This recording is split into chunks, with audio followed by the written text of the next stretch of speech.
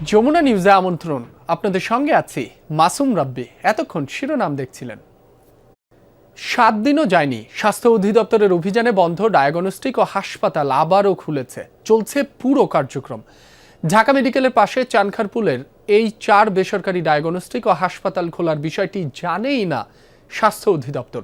একে মারাত্মক অপরাধ বলছেন তারা। 25 মার্চ 2026 রাজধানীর চানখারপুলের 7টি প্রতিষ্ঠানে অভিযান চালায় স্বাস্থ্য অধিদপ্তর। নানা অনিয়ম পাওয়ায় বন্ধ করে দেয়া হয় 5টি। হাসপাতালে কার্যক্রম বন্ধ করেছি। সপ্তাহখানিক পরে আবারও সেই প্রতিষ্ঠানগুলোতে যাওয়া যাক। হেলথ এইডে গিয়ে দেখা যায় পুরোপুরি চালু আছে ল্যাব। ঢাকা মেডিকেল থেকে আসা রোগীরা অপেক্ষা করছেন রিপোর্টের জন্য। চালু আছে অন্য সব সেবাও। অথচ 7 দিন আগেই এটি বন্ধ করে দেয় স্বাস্থ্য অধিদপ্তর। করা হয় লাখ টাকা জরিমানা। আমার রিপোর্টটা ইমার্জেন্সি দরকার ছিল, তাই এখানে এসে করাইছে। এখানে আসছে রিপোর্ট নিতে, রোগী নিচ্ছে, এটা ল্যাব। আপনাদের এই ল্যাব তো সরকার বন্ধ করে দিয়েছে, তারপরে আপনারা কিভাবে কার্যক্রম চালাচ্ছেন? এই ব্যাপার তো আমি জানি না, উপরে কর্তৃপক্ষ হলারা জানেন। জরিমানা হয়েছে, আমরা জরিমানা দিয়েছি, পে করছি এবং আমরা সংশোধন করে সে কার্যক্রম চালাইতেছি, যেহেতু বন্ধের কোনো পাইনি। অথেন্টিকের হাসপাতাল কার্যক্রম বন্ধের নির্দেশনা ছিল, সেটিও চলছে। বরং আগের চেয়ে রোগী ভর্তি আরও বেড়েছে। পাশের আরও 2টি প্রতিষ্ঠানেও একই চিত্র। ঢাকা ডায়াগনস্টিকে গিয়েও পাওয়া গেল রোগী। প্রতিদিন 30টির মতো পরীক্ষা করছেন তারা। পিওর ডায়াগনস্টিক সেন্টারও খোলা। বিভিন্ন পরীক্ষা করাতে এসেছেন রোগীরা।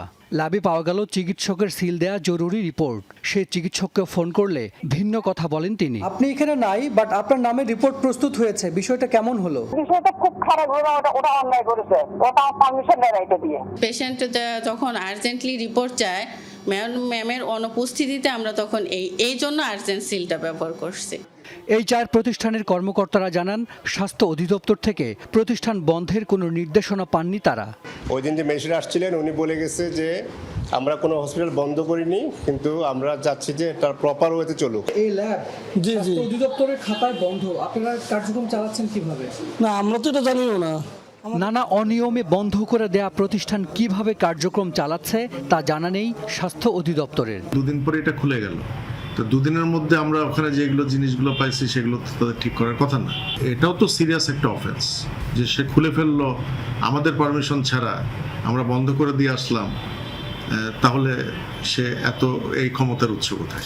স্বাস্থ্য অধিদপ্তরের অভিযানের পর নির্দেশনা অনুযায়ী কিছু প্রতিষ্ঠান বন্ধও পাওয়া গেছে।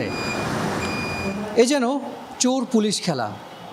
অনিয়ম পেয়ে একটি প্রতিষ্ঠান বন্ধ করে স্বাস্থ্য অধিদপ্তর, 2 দিন পরে সেটি আবারও চালু। আর এরপর শুরু হয় আবারও অনিয়ম। এই অবস্থা চলছে বহু বছর ধরে। তাহলে এর সমাধান কোথায়? হাসান মিসবাহ, যমুনা নিউজ, ঢাকা। সারা দেশেই আশঙ্কাজনক হারে ছড়িয়ে পড়ছে হামের প্রকোপ। বাড়ছে মৃত্যু ও আক্রান্তের সংখ্যা। এ বিষয়ে আরও জানাতে রাজধানী ঢাকা ও চাঁদপুর থেকে যুক্ত হচ্ছেন আমাদের সহকর্মীরা। শুরুতেই রাজধানীর মহাখালী সংক্রামক ব্যাধি হাসপাতাল থেকে যুক্ত হচ্ছেন সহকর্মী আহমেদ রেজা।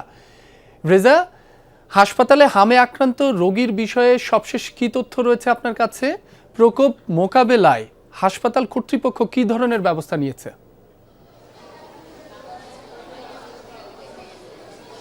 রাব্বি, আজ মূলত শুক্রবার আপনি জানেন, এবং শুক্রবারের যে ছুটির দিনে সেখানে যে মানুষের উপস্থিতি আসলে তুলনামূলকভাবে কম থাকার কথা ছিল, সেই উপস্থিতিও কিন্তু আসলে অনেক বেশি। এখন আপনি এই মুহূর্তে ক্যামেরার সামনে যাদেরকে দেখছেন তারা সকলেই আসলে হামে আক্রান্ত কিংবা হামের প্রকোপে আক্রান্ত রোগী, এরকমটি নয়।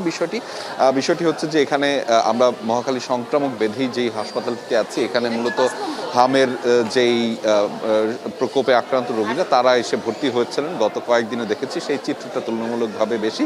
তবে আজকে শুক্রবারে এখানে মূলত অন্যান্য রোগীর যেই লাইন সেটি আসলে বেশি দেখা গেছে, কেননা শুক্রবারে শুধুমাত্র একটি ওয়ান স্টপ সার্ভিস তাদেরকে দেওয়া হয়, একটি জায়গা থেকে সার্ভিস দেওয়া হয়, সেখানে এই রোগীর সংখ্যা আছে। তবে একটি কথা একটু জানিয়ে রাখা ভালো যে আপনি যেমনটি বলছিলেন যে পুরো দেশেই কিন্তু হামের যে প্রকোপ এবং আক্রান্তের সংখ্যা সেটি ক্রমান্বয়ে বাড়ছে। বিশেষ করে গত 15 দিনের যেই তুলনামূলক চিত্রটি সেটি যদি দেখা যায় তাহলে কিন্তু যে আক্রান্ত এবং মৃত্যুর সংখ্যা সেটি ক্রমান্বয়ে বাড়ছে। বিশেষ করে এখন পর্যন্ত 27 জন কিন্তু শুধুমাত্র হামের প্রকোপেই বা হামে আক্রান্ত হয়ে শিশু তারা মারা গিয়েছেন। এবং যেটি গত 24 ঘন্টায় মূলত সেই সংখ্যাটি ছিল শূন্য। তারও আগে এখন পর্যন্ত নিশ্চিত হামের মৃত্যুর যে রোগীর সংখ্যা সেটি কিন্তু 15। ফলে আর কিছু বিষয় এখনো দ্বিধা রয়েছে, সেইগুলো নিয়ে হয়তো চিকিৎসকরা কথা বলছেন। এখান থেকে এখন পর্যন্ত সর্বশেষ যে তথ্যগুলো সেগুলো চিকিৎসকরা দেননি, যেহেতু দিনের শুরুটা হলো এবং এখানেও এখন অনেকেই প্রচুর রোগী আসছেন, যাদের সাথে আমাদের দু একজনের কথাও হচ্ছিল। তারা ধারণা করছেন এটি হামে আক্রান্ত হতে পারেন, সেই জন্যই তারা চিকিৎসকের কাছে এসেছেন। সেই সংখ্যাগুলোর যে পরিসংখ্যান সেটি নিশ্চয়ই পরবর্তীতে আপনাদেরকে জানিয়ে দিতে পারবো। রাব্বি। রেজা, আপনাকে ধন্যবাদ। এদিকে গত 24 ঘন্টায় কুষ্টিয়া, টাঙ্গাইল ও ময়মনসিংহে হামের উপসর্গ নিয়ে 3 শিশুর মৃত্যু হয়েছে।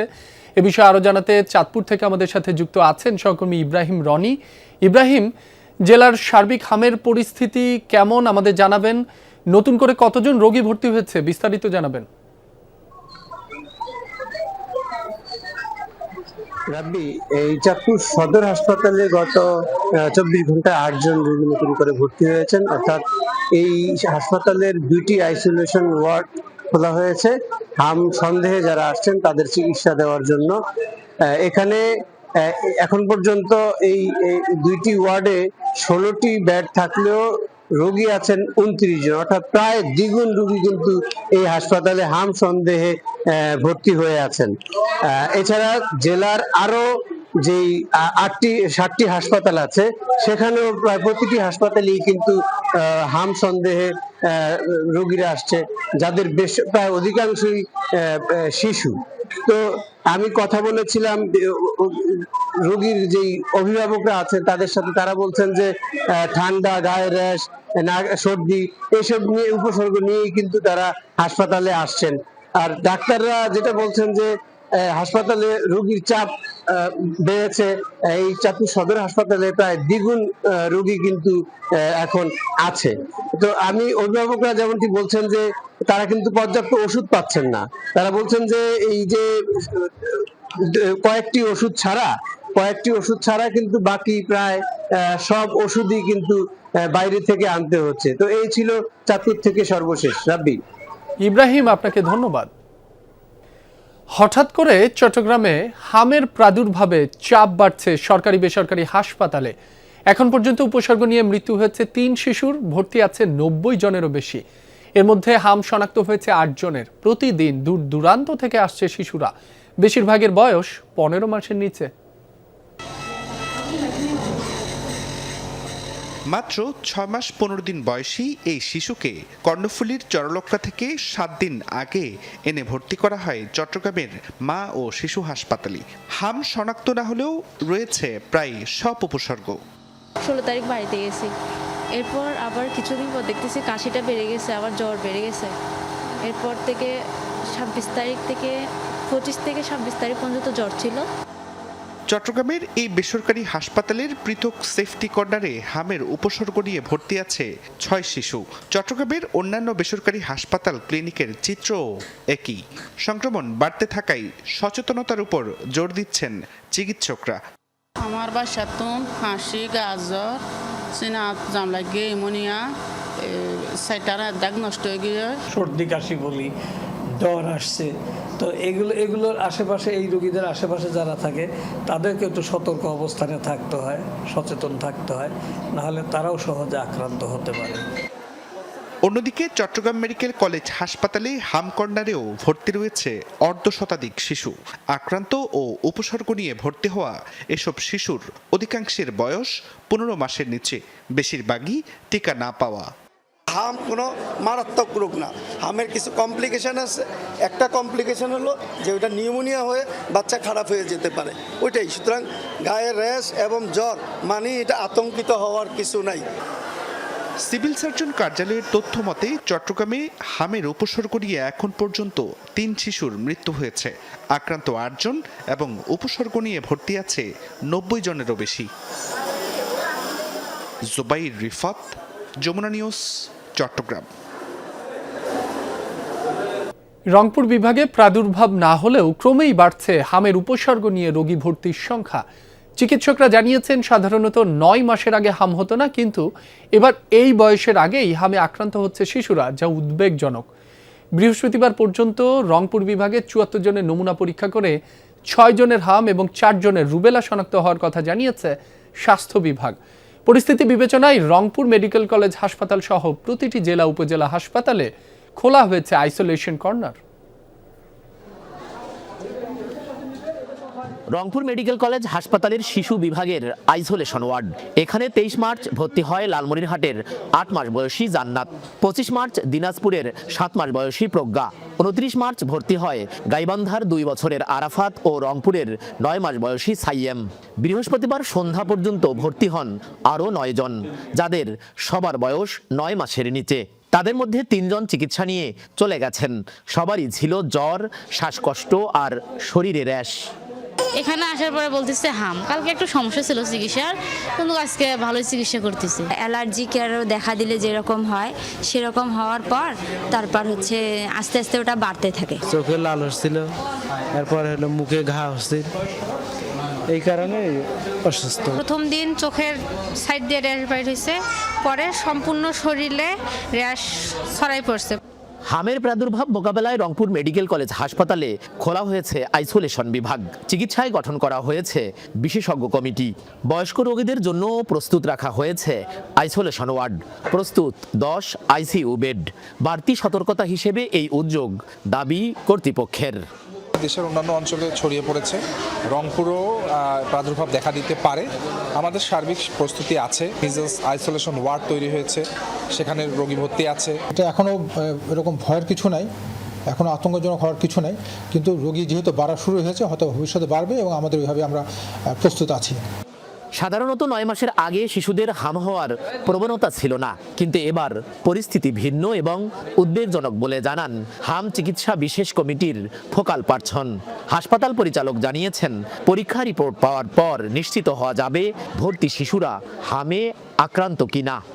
অতিমাত্রায় সংক্রামক ব্যাধি হওয়ার কারণে মিজেলস যদি ডায়াগনোসিস হয়ে থাকে বা চিকিৎসক যদি মনে করেন এটা হামের রোগী এবং এটা হাম হয়েছে, তাহলে সেই পেশেন্টকে অবশ্যই আইসোলেশনে রাখা উচিত। এই মুহূর্তে যেটা আছে সাসপেক্টেড কেস হিসেবে তারা আছেন, তো হামের লক্ষণ দেখে মোটামুটি বোঝা যায় যে ব্যক্তির হামে আক্রান্ত কি না।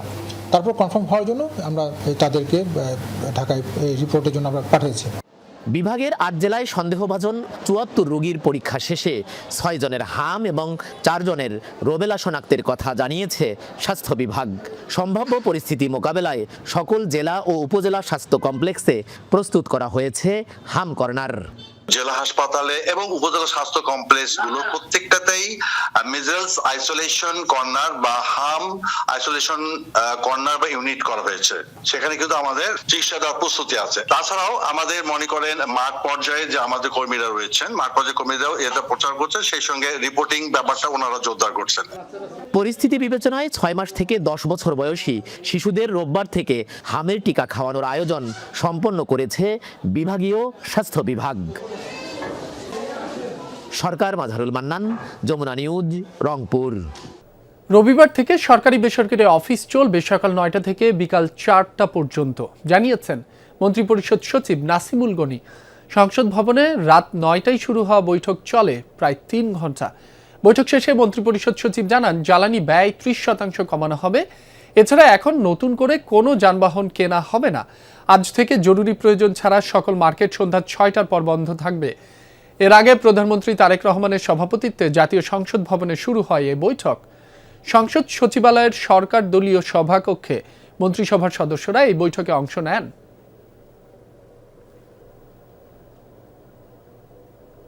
মধ্যপ্রাচ্যে যুদ্ধ শুরুর পর থেকেই দেশে জ্বালানি সংকট। সরকারের নানা পদক্ষেপের পরও জ্বালানি তেলের সংকট কাটছে না।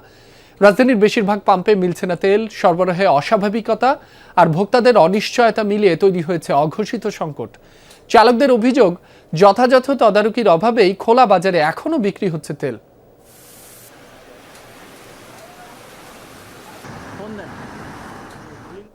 এ বিষয়ে আরো খবর জানবো আমাদের সহকর্মীদের কাছ থেকে। শুরুতেই রাজধানীর শাহবাগ এলাকা থেকে যুক্ত হচ্ছেন সহকর্মী রাব্বি সিদ্দিকী। রাব্বি, আপনি বর্তমানে যে পাম্পে রয়েছেন সেখানে তেল সরবরাহের সার্বিক চিত্র কেমন দেখছেন? চালকরা কি বলছেন?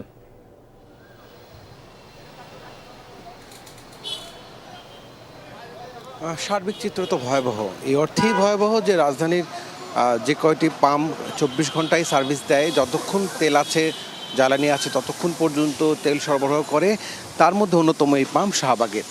এবং এখানে আসলে আমি সিরিয়ালের কথাই নাই বলি, সিরিয়াল তো দীর্ঘ লাইন, ঘন্টার পর ঘন্টা অপেক্ষা, চালকরা তাদের মানে একেবারে যাদের নিজস্ব গাড়ি না, যারা মালিকের গাড়ি চালান, হ্যাঁ, তাদের কষ্টটা বেশি, কারণ তারা 3 ঘন্টা 4 ঘন্টা 5 ঘন্টা 10 ঘন্টা লাইনে দাঁড়িয়ে থেকে তেল নেবার পর আবার মানে তাদের এই যে ডেইলি লাইফটা, এই ডেইলি লাইফটা খুব কষ্টের হচ্ছে।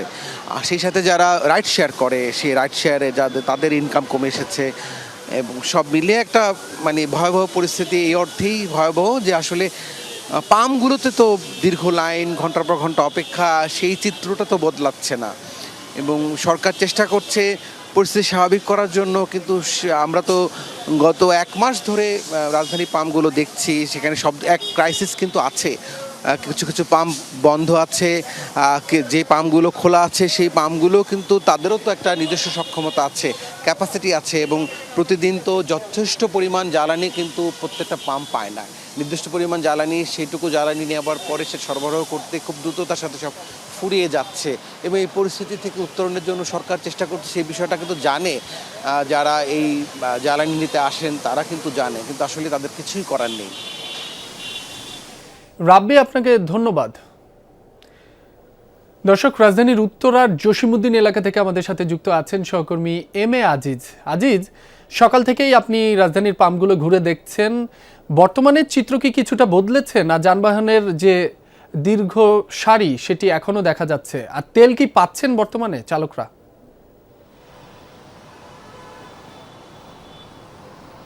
ধন্যবাদ রাব্বি। চিত্র বদলেছে, তবে সেটি দীর্ঘ সারির। আগে যে সারি ছিল সেখান থেকে আরও বড় হয়েছে। আমি এই মুহূর্তে আছি জসিমউদ্দিন এলাকায়। এটি মূলত র্যাব 1-এর যে হেড অফিস, ঠিক তার পাশেই আমি দাঁড়িয়ে আছি। তার পাশে আছে এপিবিএন। এখান থেকে বিমানবন্দর পর্যন্ত আমি লম্বা সারি দেখতে পাচ্ছি। সেটি মূলত ওখানকার যে ডিএল ফিলিং স্টেশন এবং মাসুদ ফিলিং স্টেশন, সেই দুটো পাম্পের জন্যই এই দীর্ঘ সারি। এই সারি এখন এখান থেকে চলে গেছে এই পাশে কসাইবাড়ি নামক যে জায়গাটি আছে, এখান উত্তরা সেক্টর 4-এর ভিতরে, সেই পর্যন্ত অবশ্যই লাইনটি চলে গেছে। এখানে যারা লাইনে দাঁড়িয়ে আছেন তারা গত রাতে অনেকে এসেছেন, সকালে অনেকে এসেছেন, গত রাত থেকে যারা এসেছেন এবং ভোর রাতে যারা এসেছেন তারা অভিযোগ করছেন যে তাদের অনেকের সকালের নাস্তাও হয়নি এবং অনেকে ঠিকমতো রাতে ঘুমাতেও পারেননি, যার ফলে মূলত তারা একটা ভালো ভোগান্তিতে পড়েছেন। এবং তারা বলছেন যে এই তেল নিয়ে কখন তারা ফিরতে পারবেন তার কোনো সুনির্দিষ্ট কোনো তথ্য তারা পাচ্ছেন না। এখানে আমি পাম্পের যারা কর্মরত আছে তাদের সঙ্গে কথা বলেছি, তারাও আমাদেরকে জানিয়েছেন যে তাদের গাড়িগুলো নারায়ণগঞ্জে গেছে, সেগুলো তেল নিয়ে ফিরলেই মূলত দুপুরের পর থেকে তারা তেল দেওয়া শুরু করবেন।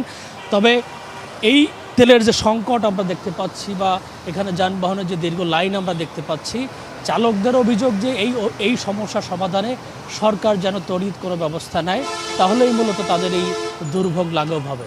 রাব্বি। আজিজ, আপনাকে ধন্যবাদ। মৌয়ালদের জন্য উন্মুক্ত হয়েছে সুন্দরবন। আগামী 2 মাস মধু সংগ্রহ করবেন সাতক্ষীরা ও বাগেরহাটের মৌয়ালরা। তবে এজন্য আলাদা আলাদা দস্যু বাহিনীর কাছ থেকে নিতে হচ্ছে বিশেষ অনুমতিপত্র, অভিযোগ বনজীবীদের। বিনিময়ে গুনতে হচ্ছে মোটা অঙ্কের চাঁদা। এদিকে মধু সংগ্রহ কার্যক্রমের উদ্বোধন করে বন ও পরিবেশ প্রতিমন্ত্রী জানিয়েছেন, কোনো ছাড় দেয়া হবে না দস্যুদের।